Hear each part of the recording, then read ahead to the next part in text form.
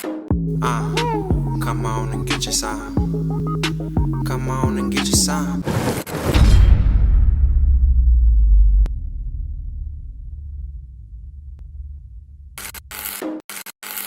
You know how many people you can change lifestyle with $10 million in our hood? Stop asking them for shit. What are we asking them for? I'm not counting your chips, but everybody else is. So you make 200, you make 200, you make 175, you make 150, you make 180.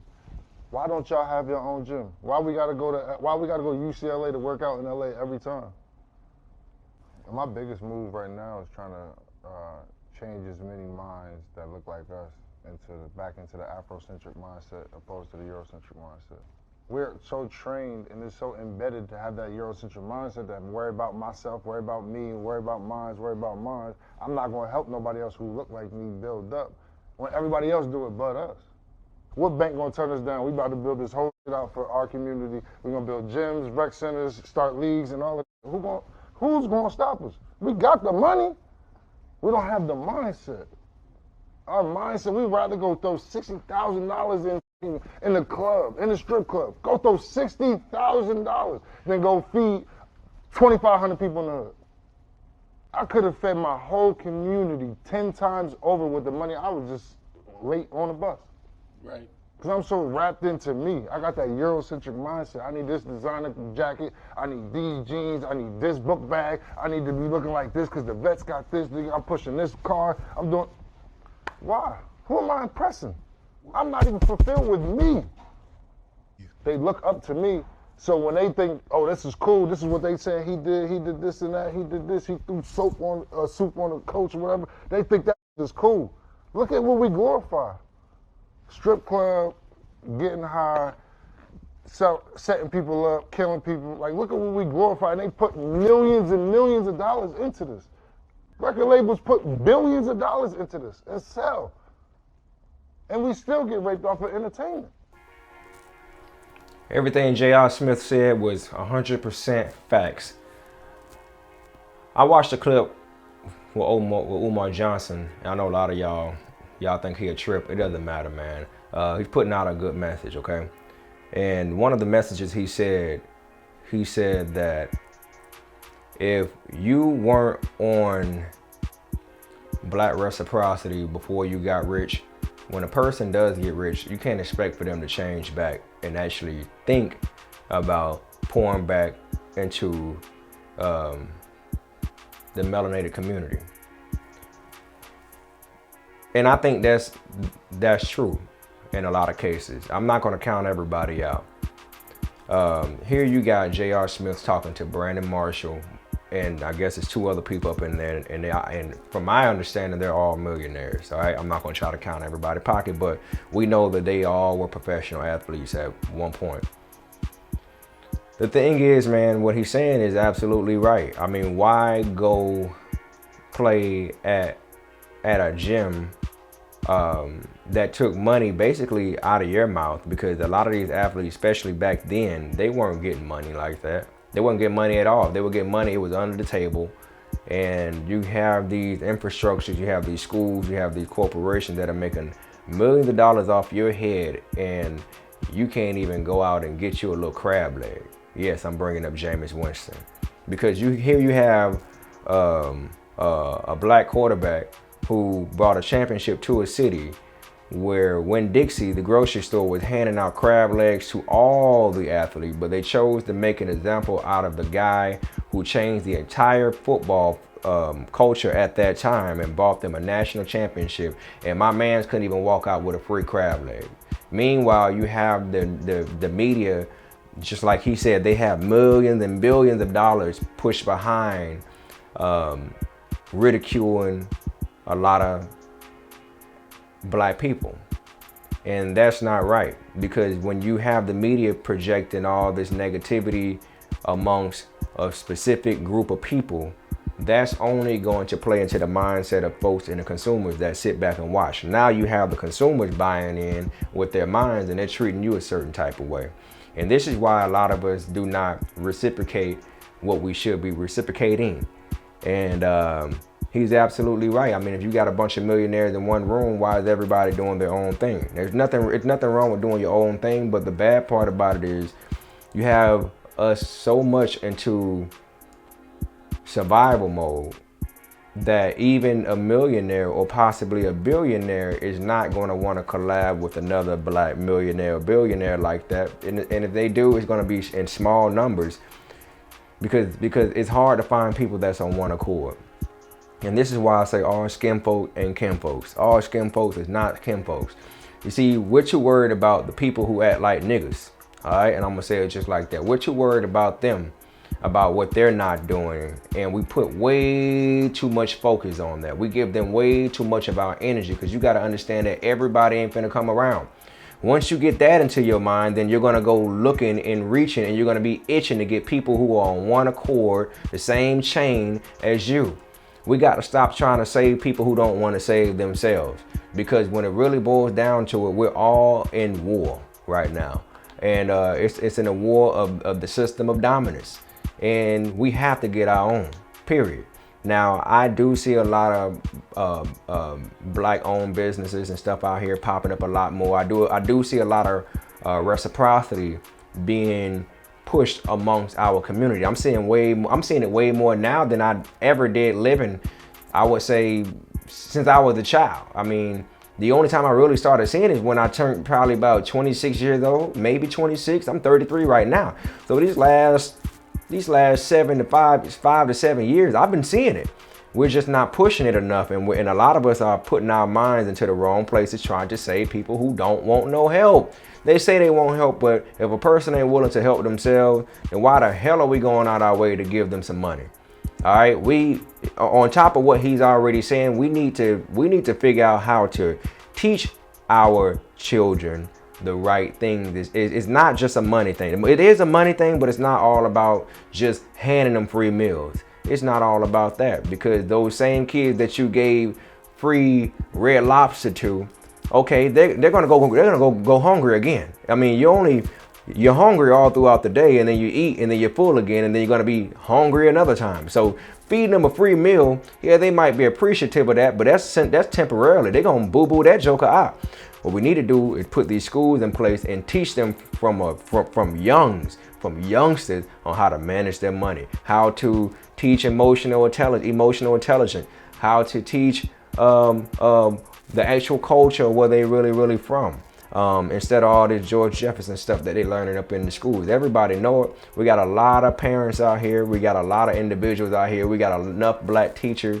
We got a lot of folks with a lot of tools and a lot of tangibles to bring to the group, our group. And I'm not gonna say all of us, but a lot of us, enough of us aren't utilizing those resources and pouring back into the village. Everybody think their village is just their child, when really it's not like that. And until we get that part sold up, then we're gonna forever be out here trying to play catch up. And J.R. Smith is absolutely right, but he's also saying that too while he's a millionaire. So he waited until he became a millionaire to say some stuff like that. You know, okay, cool. But now, since you're already on game and you done already splurged your money on a lot of stuff, especially you, J.R. Smith, now it's time to go out here and teach. And I'm all for it. And along with that teaching is all about putting in your actions. I mean, you got people like Magic Johnson that's doing stuff for the community. You got Ice Cube. You got people like T.I., Killer Mike. There's so many people. I can't name them all. I know I'm going to miss a whole lot of folks out here. Whole lot of folks. You got people like Tariq Nasheed. You got the Shahrazad Ali. You got Minister Farrakhan. You got, look, so many people, all right? So many people are pouring into the melanated community. And, you know, I just hope that we evolve even more. Like I said, forget trying to save the folks who ain't gonna never get it. And a lot of times, a lot of them do get it. They just don't want to do no better. They just don't want to do no better, man. You can't, the most you can do is walk somebody to the well, but you can't what? You can't give them the water. And that's a lot of our folks, unfortunately. You know, when you live in a system that taught you how to dislike yourself, and most people are gonna walk around saying, I like myself. I don't know what you're talking about. Deep down inside, you do by your action. A lot of times you may be doing things unknowingly, not understanding that you're doing a lot more damage to yourself not knowing than actually knowing what you're doing. That's another thing to talk about and save for another day. So, and don't let the system try to beat you down into trying to feed into your people as well, because that's what they don't want you to do. This is why J.R. Smith need to watch himself at all times. If every athlete out here got on the same accord as J.R. Smith right now, especially the active one, I'm telling you right now, there'll be some problems. They'll let J.R. Smith run off and talk about it. Okay, cool, you done made your money. You're not getting back in the NBA with that mindset. Oh no, you're not getting back in the NBA. But let it be enough Kyrie Irvings walking around. Let it be enough Kyrie Irvings walking around outside of the jab that everybody want to talk about, and really get enough players, enough melanated players out here to be on one accord when it comes to pouring into our folks. It's gonna be some problems. They're gonna shut that joker down. They're gonna shut that joker down off rip. Okay? And that's just not what they want. The focus is to focus on what we want out of you, and they're going to squeeze that lemon and get rid of you and chunk you to the side. This is why I believe in you retire the game, don't let the game retire you. When you let the game retire you, then they got everything they needed out of you, and you got nothing from it because you didn't control the narrative the way you want to control your narrative, period. So an example of someone who controlled their own narrative was a Kaepernick. Whether people agree or disagree with what he did, I don't care. The whole point is he controlled his own narrative. Brian Flores out here, who's in the NFL, who's suing the NFL for racism. Look, he ended up getting a job when people thought he wasn't going to get a job, and a black coach, Mike Tomlin, ended up giving him a position that he's way overqualified for. He should actually be a head coach out here, and he's continuing his lawsuit. So we got to wake up and smell the coffee, man. Only be amongst wolves who are like-minded as you. If you got folks around, I don't care if it's a mama, daddy, sister, brother, son, auntie, grandma, granddaddy, teacher, preacher, lawyer, a survivor, I don't care. If they're not on the same page as you, if they're not on the same frequency, if they're not on the same wavelength, you're going to have some problems, and you're actually losing more than what you think. So that's what we all need to focus on. Stop focusing and worrying about these folks who ain't bringing nothing to the table, who ain't going to help the community evolve. They're on a whole island for themselves, all right? They are in a whole island for themselves, and as unfortunate as it may sound, you got to leave them there. We got to leave them there. We got to stop worrying about the baby daddies who ain't around, the baby mamas who ain't doing good jobs. We got to stop worrying about who done divorced who. We got to stop worrying about who cheated on who. What is that doing? Because if you look on the internet right now, all you see is a bunch of black folks around here talking about a crop of BS. And this is why I made Unspoken Truth, because I'm sick of seeing all the crap. Everybody got podcasts. They can talk about a lot of things that could be tangible for our folks and for the world, but they choose to talk about who's getting $98 million off of a divorce. They choose to talk about dumb stuff that ain't helping nobody. They don't want to talk about the real elephant in the room. They don't want to talk about the trauma that we deal with. They don't want to talk about none of that stuff. They'd rather make a quick buck and talk about the BS that you're so used to seeing on television. And while we live in a world where people aren't watching television as much as they used to, y'all sure as hell are doing the same thing that the media taught you, but you're doing it on your own platform. So did we really get better? Did we really get better? Because every time I turn on YouTube, every time I look on Instagram, every time I look on TikTok, every time I look on social media, Twitter, Facebook, Meta, whatever you want to call it, I see our folks talking about a crop of BS. That's all I see. Now, the part where it could get you is when you choose to engage in that nonsense. Or you can engage in a different way by taking the topic, bringing it to the forefront, and telling folks that ain't the way how you go about doing it. This is what you need to focus on. This is the right way to go. That's the wrong way to go. But folks don't want to focus on that because it's too hard to do right. It's easier to do wrong than it is to do right. And this is why we have the world, and this is why we have the frequencies that we have being pushed around. You rather skip over somebody who's teaching you how to help you manage your family or manage your mind or your finances and your emotion. You skip over those folks, but you rather go to the people who getting beat up in the streets, you know, and us doing wrong to each other. That ain't, you know, it might be entertainment, but it's bad entertainment. All entertainment ain't good. I refuse to believe that, oh, good entertainment and bad entertainment is all good entertainment. Says who? The person who getting paid? Says who? So yeah, man. Shout out to J.R. Smith. Shout out to everybody out there who's putting in their bid. Anybody out there who's putting in their bid, I highly salute you. We appreciate you. You don't get enough credit. And we give a lot of our attention. We give a lot of our credit. We give a lot of our energy to folks who do not pour back in. And the crazy part about it is if you call them out and you don't participate in what they're participating in, then they'll say that you're the problem. They'll look at you and say that you're the problem. If you look at everybody out here who's serious, oh, you're being too serious. Check those folks who try to put the narrative out there that you're too serious. Oh, you're too serious. Oh, you don't know how to have fun. We've been joking around and we've been playing around for too damn long. So when is there ever gonna be a proper time when we get for real? Because it seems like the serious people are the real problems to keep y'all boneheads out here and doing the same dumb shit you've been doing for years. Somebody got to be serious out here. Yes, there is a time and a place for everything. I'm not saying that you should be so serious that you don't know how to let your hair down and go out there and have you some fun or have fun within the comfort of your own home.